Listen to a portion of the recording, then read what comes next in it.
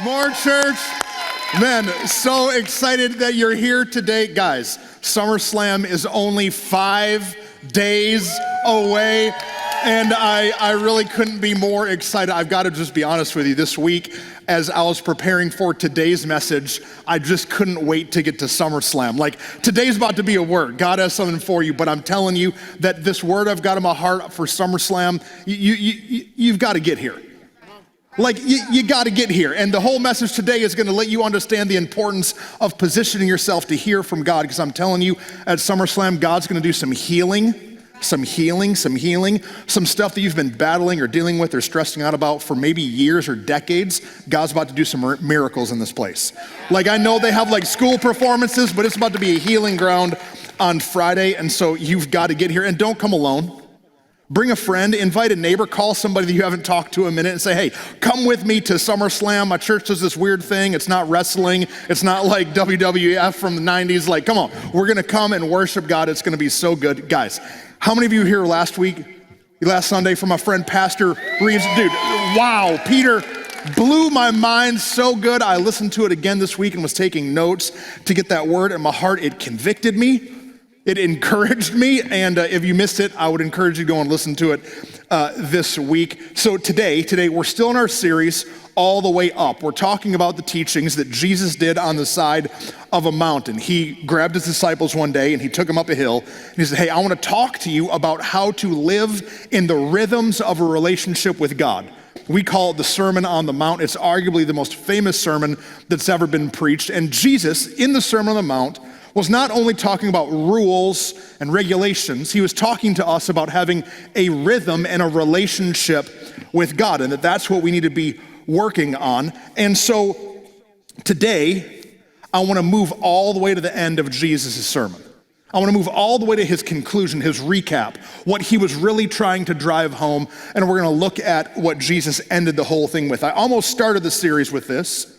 I almost preached this on Father's Day, then I thought I would wait till the very end, but I feel like right now, in the season of where we are in the church, as a series, right before SummerSlam, that it's time for us to understand this word. That at the end of the Sermon on the Mount, Jesus starts telling a parable, a story. A parable is just something that is parallel with the thoughts that he's been teaching. It means to be thrown next to. Jesus throws this story out next to all of the teaching that he's done, and it's found in Matthew chapter 7, verse 24. Who's ready for the word? You ready? You ready today? Okay.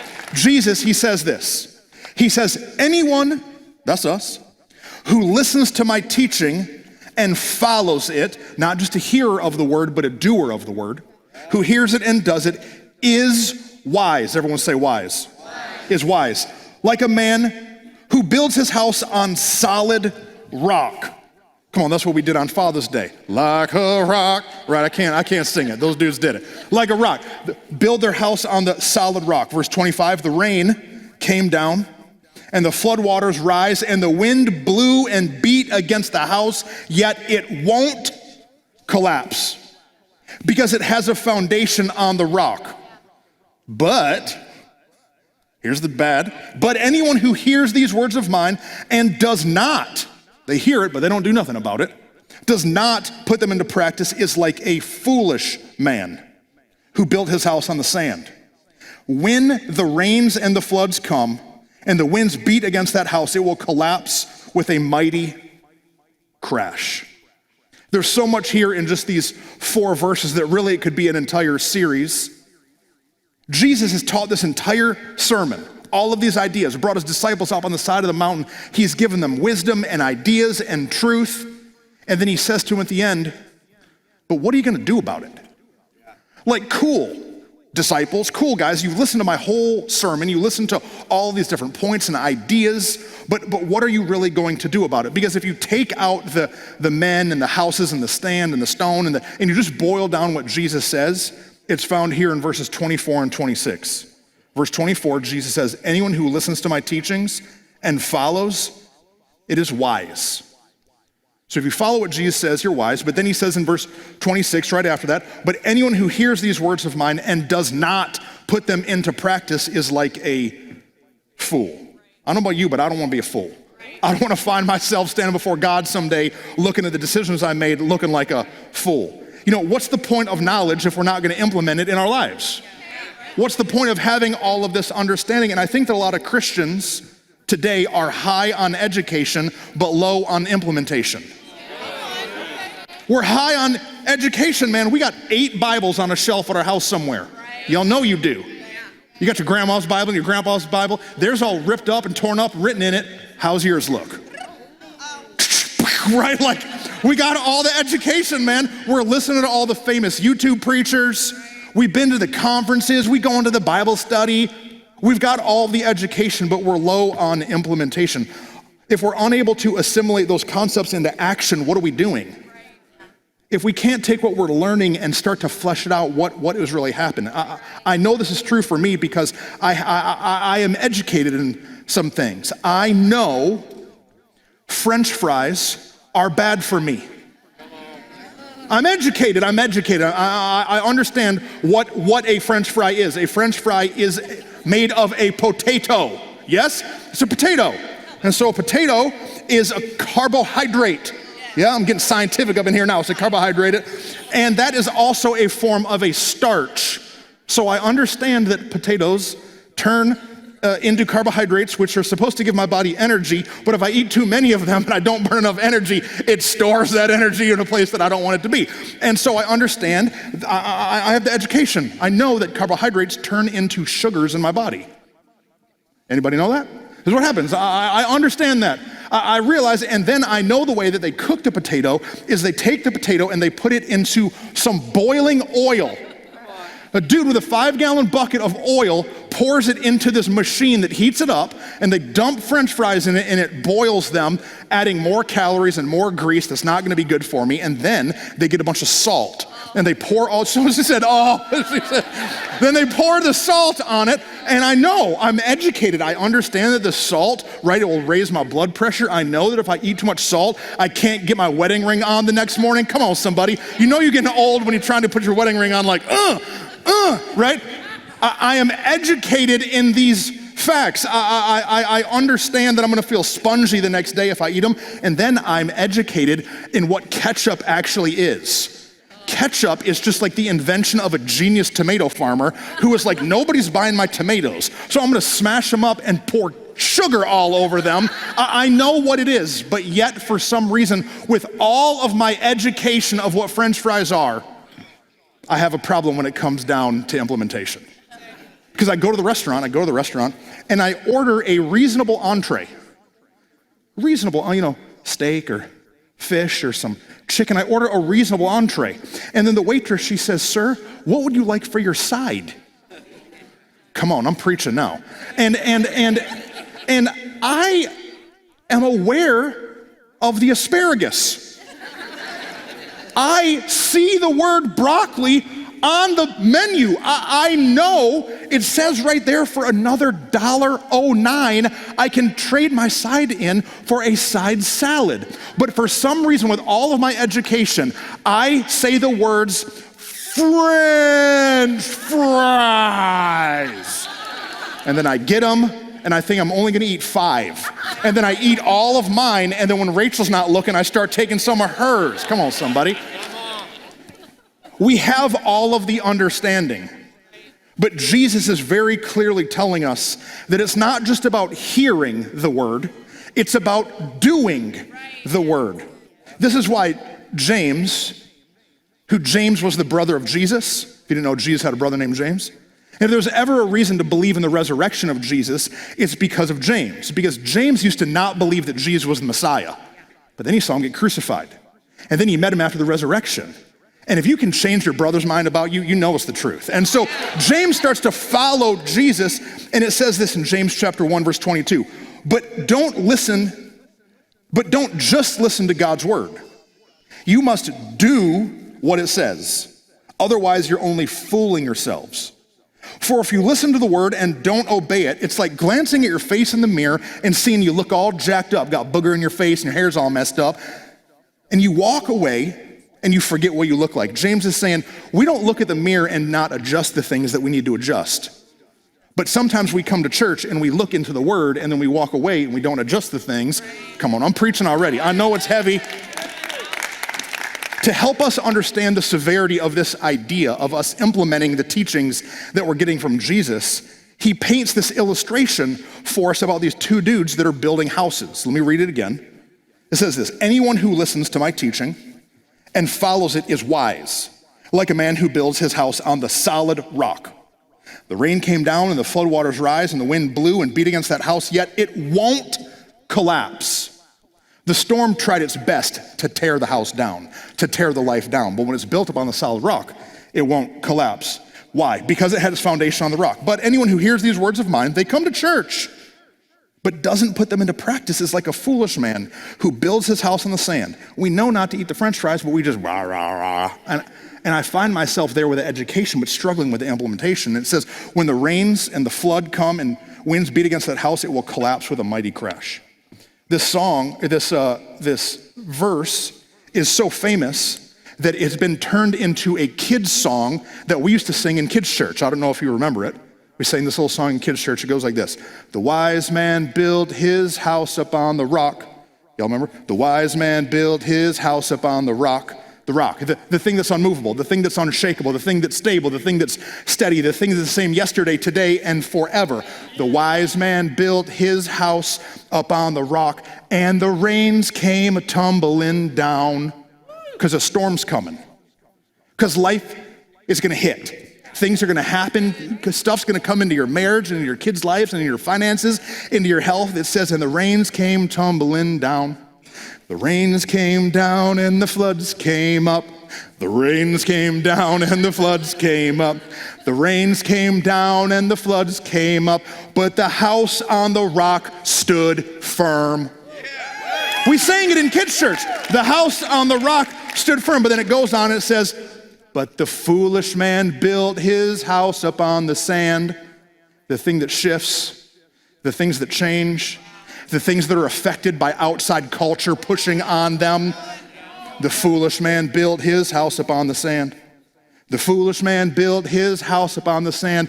And the same rains, the same storms, the same issues, they came a-tumbling down. The rains came down and the flood came up. The rains came down and the flood came up. The rains came down and the floods came up. And the house on the sand went splat.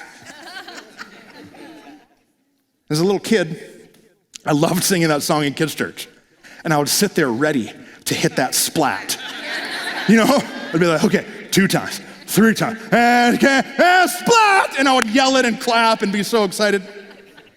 I don't really know what splat is, you know. But now as like a real adult, as a pastor, Rich and I have been pastoring people for 20 years.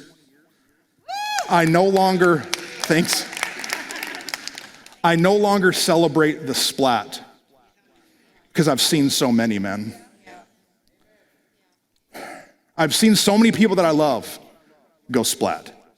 I've seen so many marriages and relationships and children go splat, fall apart, break down. And it's because when they look back, they built their house on shifting things. They built their life on their feelings and on their emotions and on outside pressures that don't really matter, when what the Bible tells us we need to build our life on is something that doesn't change and doesn't shift and isn't affected by what's going on around us. And man, I love y'all a lot. I love y'all. The reason I do what I do in my life is because I love y'all. And I want you to step into the more that God has for you. Jesus, he says right here, anyone who listens to my teachings and follows my word, the storm's gonna come and your house will stay strong.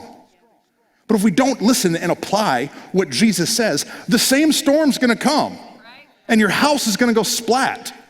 And I don't want your life to go splat. And this week, as I was meditating on these just 4 verses that I've, heard since I was a kid, even in songs, a few things popped out that I noticed that I hadn't really seen before that just jumped out. I observed that in the verses that I saw the fool, the flood, and the foundation. The fool, the flood, and the foundation, that throughout the story, throughout the parable, Jesus points out some of these things. First, I want to talk about the flood. Everybody say flood. The flood, the rain, the storm, the swell. You know, if you've lived long enough, you know that storms are coming. If you've lived long enough, you know that some stuff's gonna pop off in your life. You're gonna have some problems, some difficulties, some heartache, some heartbreak, some difficulties, some drama. Come on, somebody, that you know that there's gonna be some stuff that you thought everything was just fine and dandy, and then out of nowhere, storms are gonna hit your life. You know, Jesus, thankfully, didn't tell us that if we follow him, everything's just gonna be easy breezy, beautiful cover girl. Jesus, he told us the very opposite. He told us in John 16:33, he said, in this world you will have trouble. It's fun to hit. You're gonna have trouble. Another translation says it like this: here on earth, you will have many trials and sorrows. And over the last 2 years, I've seen so many people go splat because their foundation wasn't ready for what was about to happen in 2020. Their foundations weren't ready. Now, their bank account might have been ready, they thought. There was some other stuff they thought that might have been ready, but their foundation, their understanding of who God was and who he is to them and who they are in him, it wasn't ready. And when this chaos around us hit for 35 different reasons, their lives went splat. And can I tell you, it feels like in the last 2.5 years, the devil is really working overtime. He's huffing and he's puffing and he's trying to blow your house down. The question is, what are you gonna build it out of? What's the foundation that you're putting your house on? Because when the wind starts to blow, I'm really thankful that I have a foundation in my life. I'm thankful that as a little kid, my mom and dad started pouring a foundation for me before I even knew that I needed it. So that when the craziness hits, I'm not shook to the core because I understand that God is with me and that he's for me. And as I look at people's lives, their house, I've learned that you can't see the depth of the foundation from just looking at it. You don't really know the depth of your foundation until the wind blows, until the storm comes. And so if over the last 2 years, things have been happening that have rocked you worse than you thought it was going to, it's just foundation time. That just means that for you, it's time to not beat yourself up worse, but to realize that there's some areas that you need to bolster up your foundation. In the storm, the sand moves. In the storm, the sand, it erodes. We went to Destin with our family not too long ago, and so I'm walking up and down the beach. As I'm walking on the beach, I feel the sand shifting under my feet. You know how it feels? You feel the sand literally, you wiggle your toes and you sink down in the sand, it moves. Try that out in the parking lot. It's not gonna move, it's not gonna shift, there's no movement. And what happens when our foundation isn't anything else other than Jesus is when we start to shift and shake, we start to sink and we break. Hebrews chapter 12, verse 27, it says this: all of creation will be shaken and removed, so that only unshakable things will remain. It's all gonna get shook, man. Your health's gonna get shook. Your finances is gonna get shook. Your marriage is gonna get shook. Stuff's gonna get shook. The question is where is your foundation before the storm comes? Luke chapter 22, verse 31, it says, Satan, that's the devil, has asked to sift all of you. You know how they sift grain? They shake it. What the devil wants to do is shake and bake your life. He wants to take you and everything you love dear and shake it so that it will fall down. That's why we gotta work on that foundation. It's what we're gonna do at SummerSlam. And I'm telling you, today I'm just kind of beating you up a little bit, but at SummerSlam, God's about to come in and heal some areas that you don't even know how to start to fix the foundation. God's gonna come in and heal. So there's the flood, and then number 2, there's the fool. Everybody say fool? The fool. The fool is the guy who built his house on the sand. And as I read the verses, I think about the attitude, the perspective of the fool. And I think that the fool would be somebody who wanted immediate results. The fool, he wants immediate results, man. He's like, I gotta build this house. I know that I could hire an engineering firm to go and look at the footing and see if this is a good place, and it would cost me more money to, get the cement trucks in here and do the thing right. But I wanna move in tomorrow. And I think that sometimes we have this idea that we just want to say one prayer and then have no more problems. And we say one prayer and still have problems, and then we're like, God, do you not love me? And God's like, I told you the storm was coming. We want immediate results. We want to go to one life group and have 100 good friends. We do. We want to give money one time in the bucket and want God to double our salary the next month. We want these immediate results. You know, I'm going to serve on a ministry team one Sunday, and then I had better have perfect peace in every area of my life. We want these immediate results. The fool is always in a hurry. The fool, a foolish person, man, is always in a hurry, unwilling to slow down long enough for God to speak what he wants to do. You know, whenever I'm in a hurry, whenever you're in a hurry, you start forgetting stuff. You start forgetting steps. Fellas, you're gonna know what I'm talking about. Y'all, you've been ready, fellas, you've been ready to leave the house for like 15 minutes. And you know what time it is and how long it takes to drive to get to where you're going to. And you're like, hey baby, do you know what time it is? She's like, yes, I know what time it is. You're like, okay, we were supposed to leave 15 minutes ago. I know you're gonna yell at me if I speed, so like, let's get the show on the road. And she's like, I'm coming. Rachel's laughing because she knows it's true. I'm coming. And so we get in the car and we're there and we're driving away. And so we're already, 15 minutes late to get to where we need to be. And then Rachel goes, I forgot my mascara. I forgot my earrings. Come on, somebody. I forgot my cell phone. And so I do what guys do. I say, are you serious? And then she begins to unleash on me what she's been doing for the last 30 minutes and compared to what I've been doing for the last 30 minutes. She says, it must be nice to only have to get yourself ready. Listen to all the ladies clapping. She says, I had to get everybody's shirts and everybody's shoes and everybody something to eat. And if I remember right, you asked me to make some eggs for breakfast. You didn't make me no eggs for breakfast.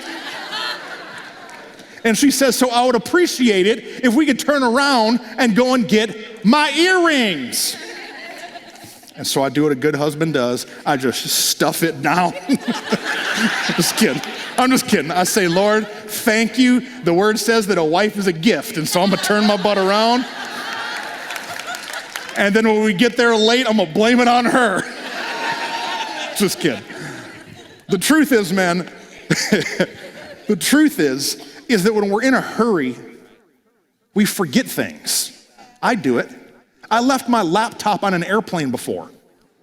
When we're in a hurry to get to where we're going next, we forget valuable things along the way. And I think that some of us in our life, we've been so hurrying to get the big house that we left our joy somewhere. We've been hurrying to get the promotion that we lost our peace along the way. We've been hurrying to pursue all of these outward things, but we've lost the presence of the Holy Spirit in our life. We've lost the fruit of the Spirit. We've lost all of these things that God wants us to have because we're in such a hurry. The foolish person, he's someone who takes shortcuts over strategic steps. And in our faith, man, we want to take shortcuts so many times. The fool, he in the story, he didn't take the time to go and consult someone who actually knew about house building. He thought, I know what I'm doing. I'm just going to go and figure it out on my own.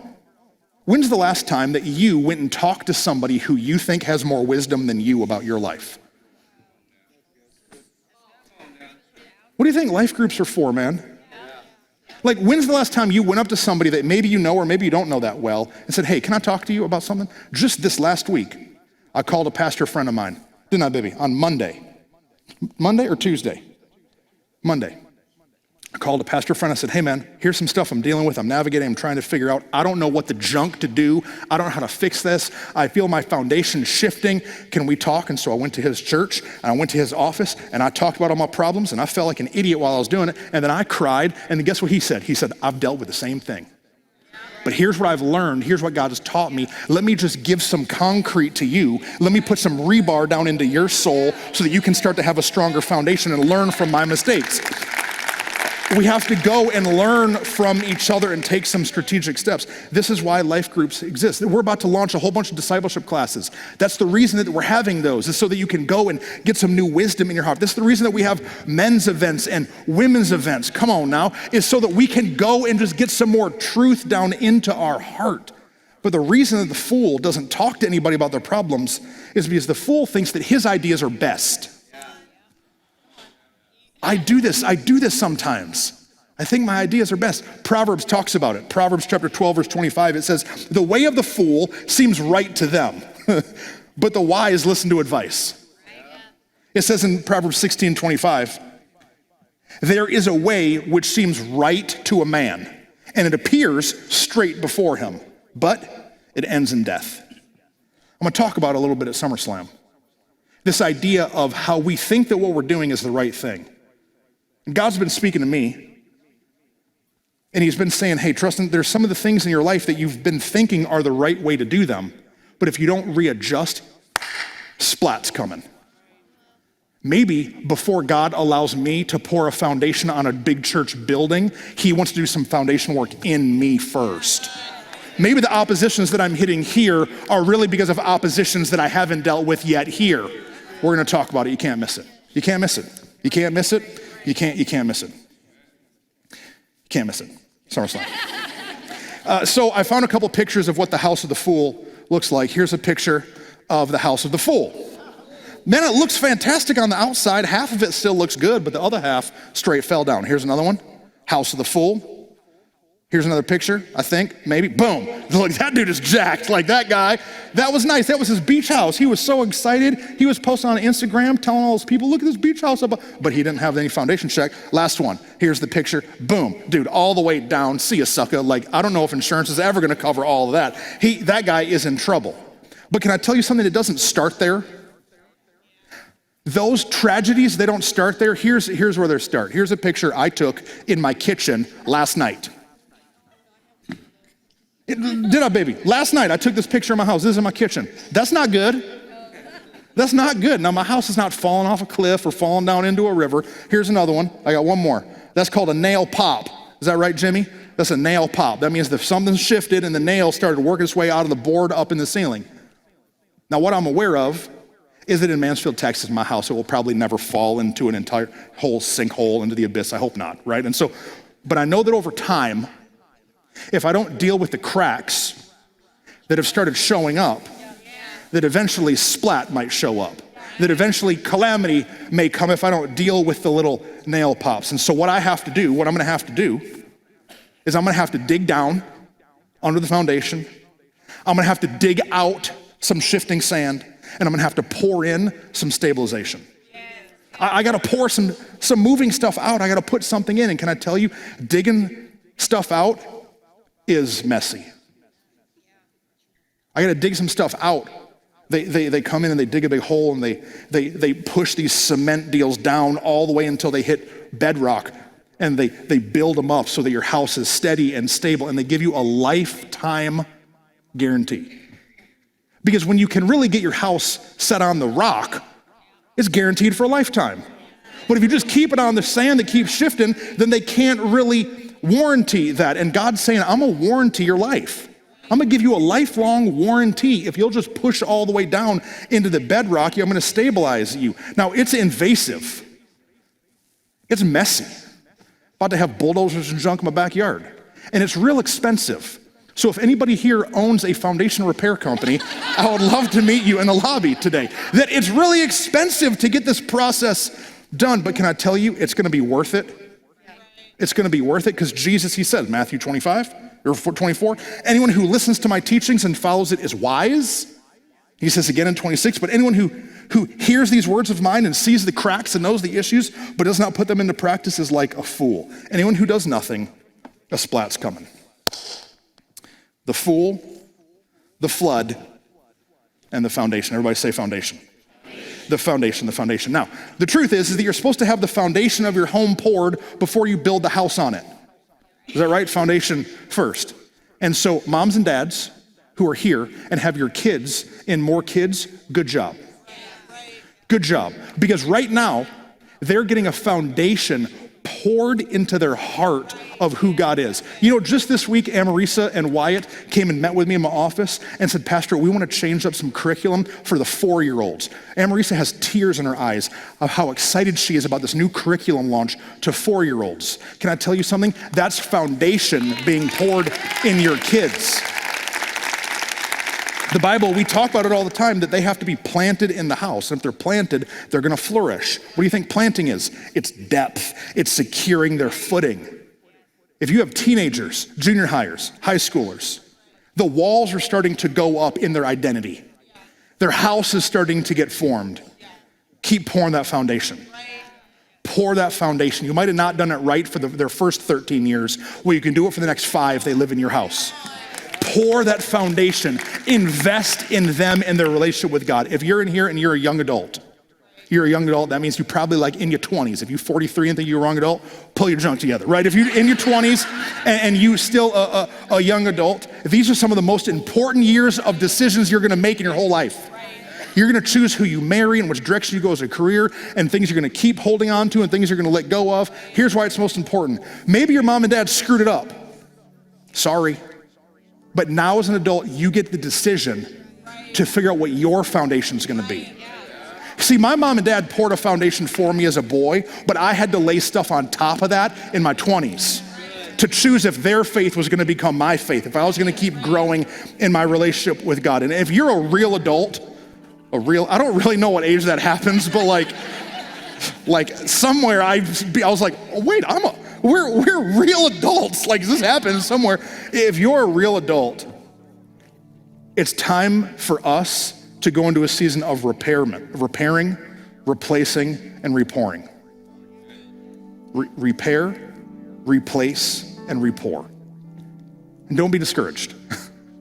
Don't be discouraged as I've been talking and the Holy Spirit's been illuminating some areas of your life that you got some cracks. Don't be discouraged. Because Jesus is really clear, and he says to us in John 16:33, here on earth, you will have many trials and sorrows, but I didn't read the second half of the verse. But take heart, because I have overcome the world. Jesus says that he is more powerful than any storms that would come. Romans 8 echoes the same thing. It says, and we know that in all things, no matter what's happened, no matter if somebody did something to you that caused you a foundation crack, that in all things God works for the good of those who love him. Revelation 21 verse 5, these are the words of Jesus. He said, behold, I am making all things new. I don't care how broken or busted your foundation feels. If you feel like, man, every room of my house, spiritually, emotionally, maritally, is full of cracks, God wants to come in and pour a new foundation. And you know what I work hard to do every single week? Every single week, me and our team, we work really hard to make More Church a place that you can come into and gain some new foundation. Every single week, we take time to think about what are the things going on in the lives of our people that we can add some support. And the truth is, this is what we're called to do. If you don't know, this is a cement mixer, if you didn't know what this is. What a church is called to do is to come alongside the believer, the disciple, and to add some more infrastructure so that they can continue to build. The higher the building, the deeper the foundation. So every single week, we're drumming stuff up, saying, God, where are they? What are you doing? What are the things that need to happen next? And we're taking time to put foundation into your life. You know me, I love doing big illustrations, but here at the center, it's real bougie here. You know what I'm saying? I don't want to get us kicked out with the school district. But what I really wanted to do is I wanted to have cement in here mixing. A bunch of cement. And I wanted to get a wheelbarrow and scoop it into a wheelbarrow and have a couple people planted with 5-gallon buckets. You imagine? I come down with a 5-gallon bucket and I bring a wheelbarrow and I start shoveling some cement into their bucket. That's what I wanted to do, but this carpet looks pretty nice. And so I decided, wisdom told me not to do that. And so we can work really hard as a church, as a pastor, to create content to help you pour into your foundation. But it's not just about us creating it, it's about you bringing your bucket, receiving it, and pouring it into your own life. We have to not just be hearers of the word, but to be doers of the word. It's not enough to be educated about French fries. We have to make the decision to say, this is not what I'm gonna do in my life anymore. You know, our pastors, Pastor Enrique and Pastor Amanda, work incredibly hard to create ministries and departments for you to grow in your relationship with God. That's them drumming up some concrete for your foundation. Our kids team, I already told you, are crying with passion about the teachings we're giving 4-year-olds. They're working hard to get some foundation set for you. Our worship team, McKinley and Chris and Pastor Philip and the whole team works hard every week that you can come into this place. And do you know what worship is? It's not just some frou-frou little thing. It's rebar that God takes and he drives down into your soul. And what's happening is as you're singing those songs about God's goodness, your foundation is getting stronger. So that when the wind and the waves come, you're not getting bent all out of shape and cracked up and broken. But it's not just about a church producing content that you like. It's about us taking God's word and really allowing it to get down in our heart. You know, we could change the name of the church again to Cement Mixer Church. What do you think, Bailey? I don't think it would look very good on a t-shirt. Maybe we put it on a t-shirt. Because that's what a church is called to do. But what the believer, the disciple, is called to do is not just be a hearer of the word, but a doer of the word. When's the last time that you found yourself in a moment about to do something and you changed the decision that you were going to make in real time because of something we said here or something God's taught you? You don't have to actually answer it, but I want you to think about it. When's the last time you made the change? I've been real transparent over the years about my eating stuff, and so I have to be intentional to pick the broccoli and not the French fries. And I do good sometimes, and I do bad other times. But that understanding has to help develop the choices that we make. Hearing and agreeing and amening are not as important as applying. Please amen me. That's great, it helps me. We got a big old room, I'm preaching to 6,000 seats, but not that many people. Please amen me. But I would much rather you apply what I say than amen what I say. You can amen it all day. But if you're not applying it I know it's heavy, man. I know it's heavy. God help me, because I feel people starting to get frustrated. I know that it's heavy, but we have to start applying the things that we know. So here's my whole sermon. I did all this. I picked this up in my truck yesterday. I did all this just for this next idea. Our lives are the sum total of our daily decisions. Your life is the decisions that you make. The reason I have the life I have is because of the decisions I've made. The reason you have the life that you have is because of the decisions that you made. Now, your mom and dad may have not bump set you very good for you to spike your life, but at some point when we're in our 20s, somewhere along the way that responsibility gets shifted onto us, and the life that we have is based upon the decisions that we make. Who we marry is the most important decision we're ever gonna make other than accepting Jesus. So if you're in your 20s, you better talk to somebody about their foundation and the decisions they made. Just because they got a six-pack and a big old butt don't mean that it's a good decision. I'm just gonna say it. God, sometimes it comes out and I'm like, why? All the things I could have said, why is that what I picked? Our life is the sum total of our decisions. Who we marry, what we do, where we go, what we spend our money on. We have the money we have because of the decisions that we've made along the way. Our lives are the sum total of our decisions. And so our decisions need to be made in alignment with the foundation of the rock. I know it's heavy and I'm not like telling any jokes, but this is the whole sermon. The decisions that we make in our life, they have to start becoming in alignment with the foundation.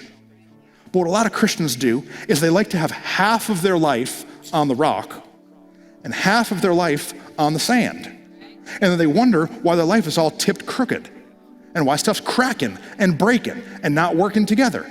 We have to say, God, I want every decision this is what Jesus is doing in the Sermon on the Mount. He's not giving us rules and regulations and laws to follow. He's giving us a foundation of how we should think, of how we should process the daily decisions that we're making. Because if we can figure out the decisions, our life will take care of itself.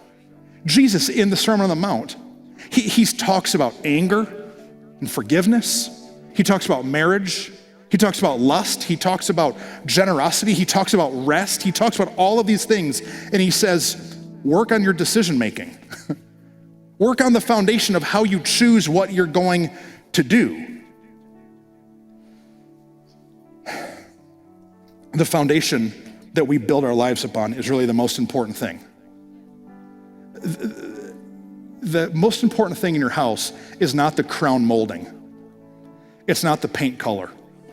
It's not if you have variable speed fans with LED light bulbs. It's not about that. It's not about if you have a double oven or a cool Nest thermostat. It's not about that. The most important thing in your house is not about a spiral staircase. It's not about having a golden toilet or a diamond urinal in your bathroom. It doesn't matter. Any of these amazing things you might have in your house, if your foundation is a wreck, nothing else matters. And Jesus is saying that we have to be aware of what we're building our life on because a storm is coming. The storms of life will be unable to shake your foundation only if you're built upon the rock. We think that our foundation is our 401k, or that our foundation is our savings account. It's easy to think that our foundation is elected officials. It's not. Your foundation is not a 9 mil on your hip. Your foundation is not biceps and a six pack. Your foundation is not a bunch of followers or likes. The only foundation that lasts when the world gets shook is that we're built on Jesus. In Acts chapter 4, come on, we can clap that up. The Bible says in Acts chapter 4, verse 1, it says, Jesus, he is the stone that you builders rejected, but has now become the cornerstone. Jesus, he has to be the cornerstone of our life. He's the one who we put in first, and then from there, everything else gets built out around him, and that's how we have a firm foundation. So we've talked about the fool and the flood and the foundation, but really there's one more, and it's the follower. It says that we have to follow, and if we follow, then we're wise. I'll read it one more time. Matthew 7:24. Anyone who listens to my teachings and follows it is a follower, is wise.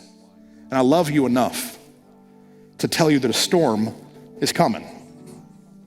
And that's not like prophetic. That's not like this date in 2025. That's not what I'm saying. Watch out for those guys because they're out there. I'm saying that there's storms that are brewing, man. And it's not just because of where we live now. It was true for people that were alive in the 60s. Storms come. In this world, you will have trouble. You know the time to do some foundation repair is not in the middle of the worst storm. And so like if right now everything's kind of like, yeah, we're good. Yeah, it's good. If that's kind of how life is right now, it's the time to work on the foundation. What people do all the time when we get the phone calls is when their whole life is erupting and the storm is coming and their house is being washed away. And I'm like, we're gonna pray for you and work with you and help you the best that we can. But this is not really the moment to do all of the foundation repair. We have to do the foundation repair when we feel a little bit steady, a little bit stable, that's in those moments that we can have something incredible happen.